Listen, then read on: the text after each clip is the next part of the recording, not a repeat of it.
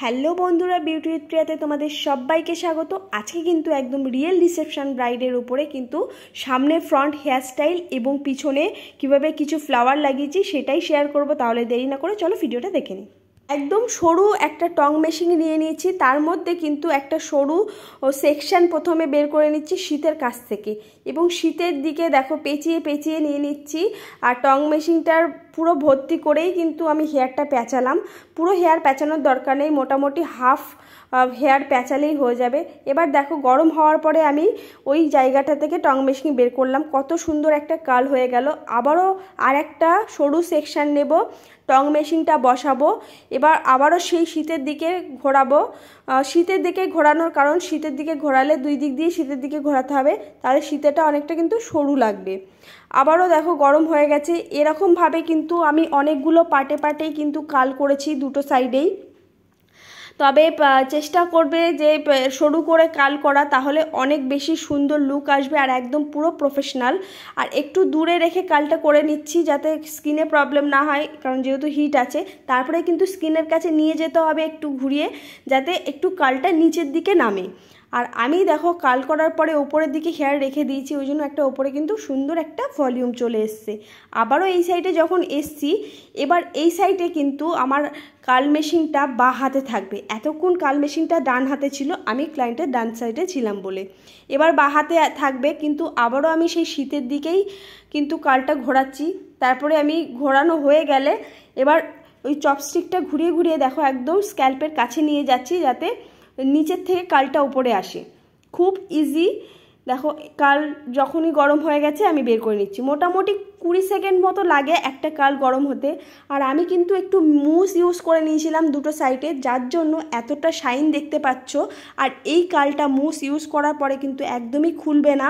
যারা curly open hair style করতে চাও প্লাস শাইন পেতে চাও, তারা অবশ্যই মুস ইউজ করো, কালে অনেক বেশি স্টে করবে। নোভার মুস মোটামুটি 600-এর মধ্যে পেয়ে যাবে।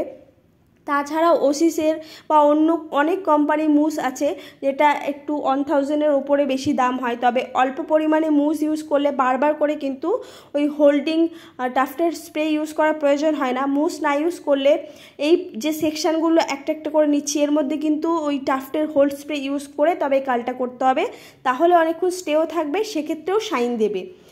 ওটাই ওটা বারবার করে ইউজ করতে হবে। আর এটা আমি একবারই ইউজ করে নিয়েছি। খুব সুন্দর করে কিন্তু আমি এই সাইডেও কার্ল করে নিচ্ছি। আর এই কার্লটা ছোট ছোট হওয়ার কারণে কোনো রকমভাবে কিন্তু কোনো স্ক্যাল্প দেখা যাবে না। আর যেহেতু আমি কার্লটা একটু ওপরে রেখে রেখে করছি, সেই জন্য দেখো ওপরে কিন্তু সুন্দর একটা ভলিউম এসে গেছে। কোনো রকম স্কিনের সাথে যে পাতানো ভাবটা থাকবে না। এই কার্লটা কিন্তু ছোট যাদের ফেস তাদের কিন্তু অসম্ভব দেখতে সুন্দর লাগে সামনের দিক থেকে। আর তাছাড়া যাদের বড় ফেস তারা কি করবে, সামনের দিকে অল্প একটু হেয়ার বের করে নেবে, সেই হেয়ারটা মানে কানের সাইডে কার্ল করে দিলে সেই বড় কপালটা কিন্তু কভার হয়ে যাবে। আমি কি করবে না করবে সেটাও শেয়ার করি, জানি না ভালো লাগে কি না, তবে আমার মনে হয় এটা শেয়ার করা উচিত, তাই জন্য শেয়ার করলাম। এরকমভাবে কিন্তু ফুল কার্লটা করে নিয়েছি। কার্লটা করে নেওয়ার পরে দেখো আমি একদম পাফটা যে আছে, পাফটার পিছন দিকে পিন করে দেবো। আর এই পাফটা যদি তোমরা করতে পারো খুবই ভালো, না করতে পারলে আমি একটা ডামির ওপরে পাফ করেছি, সেই ভিডিওটা শেয়ার করব। পরবর্তী সময় কিন্তু আমি মডেলের ওপরে অনেক রকম হেয়ারস্টাইল বা মেকআপ শ্যুট করব, সেটার জন্য অবশ্যই আমার সাথে থাকতে হবে। আমি রিয়েল ক্লায়েন্টের ওপরে বেশি ভিডিও করতে পারি না, যেহেতু টাইমটা কম থাকে।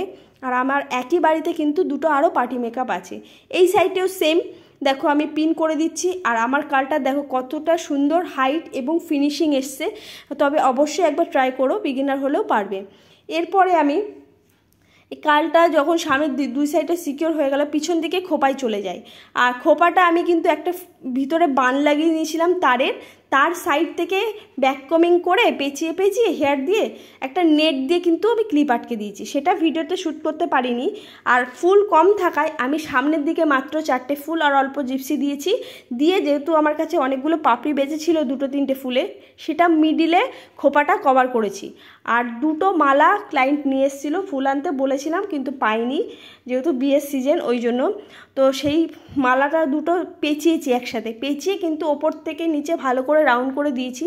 তাহলে কি হবে, খোপাটা তো ভরা ভরা লাগবে, আর সামনের দিক থেকেও সাদা মালাটা দেখতে কিন্তু অসম্ভব সুন্দর লাগে। মানে নিউলি ম্যারিড যাদের, তাদের কিন্তু দেখতে অসম্ভব সুন্দর লাগে। সেই জন্য সাদা ফুলের সাথে আমি এই কম্বিনেশনটা করেছি। যেহেতু আমি একটা আর্টিস্ট, তো আমার যেমনই প্রোডাক্ট এনে দিক বা যেমনই ফুল এনে দিক আমাকে কিন্তু ম্যানেজ করতে হবে। তবে অবশ্যই তোমরা জানিও আমার এই খোপাটা এবং সামনের হেয়ারস্টাইলটা ফুল লাগানোটা কেমন লাগলো। আর যদি ট্রাই করো তাহলে অবশ্যই একটা কমেন্টে জানাতে পারো ট্রাই করার পরে কেমন লাগলো। তবে ভিডিওটা এখানে এন্ড করছি না, মেন আরও দুটো পার্ট, যেটা হচ্ছে সিঁদুর পরানো। যেহেতু বেঙ্গলি রিসেপশন ব্রাইড, তো সেক্ষেত্রে দেখো আমি ব্রাশের সাহায্যে সিঁদুর পরিয়ে নিচ্ছি। সিঁদুর পরানোর পরে না এখানে অনেকের সিঁদুরটা বেরিয়ে যায় ওই সিঁথে থেকে, সেক্ষেত্রেও একটা সলিউশন আছে। আমি খুব ভালোভাবে আগে সিঁথে ভর্তি করে সিঁদুরটা পরালাম, তারপরে কিন্তু কপালে অল্প একটু তীরের মতন করে দেব না, একটু মেসি করে দেব অল্প করে। আর যাদের কপাল ছোট তাদের কিন্তু পুরো বেশি করে দেবে না, নিচে নামাবে না। যাদের কপাল বড় তাদের নিচে নামালে ভালো লাগবে। এবার কি হলো, যেহেতু সিঁদুর থেকে সিঁদুরটা একটু বেরিয়ে গেছে, সেটা ম্যানেজ করার জন্য আমি কিন্তু একটা আইশ্যাডো ব্রাশ সিঁথেতে সিঁদুরটা ঢাকলাম, ঢেকে ওই যে হেয়ার আছে সাইডে, ওই হেয়ারে কিন্তু ওসিসের সাইন স্প্রে ইউজ করলাম। সেক্ষেত্রে কিন্তু অনেকটা পুরো ম্যানেজ হয়ে গেল। পুরো মেকআপের ভিডিও তো শ্যুট করতে পারিনি, যেহেতু রিয়েল ক্লায়েন্ট, যেটুকু পেরেছি সেটুকু শ্যুট করেছি। দেখো বিফোর আফটার লুকটা। যদি সত্যি আমার মেকআপ প্লাস হেয়ারস্টাইল তোমাদের একটুও ভালো লাগে তাহলে একটা লাইক করে দিও, আর ভিডিওটা একটু শেয়ার করো।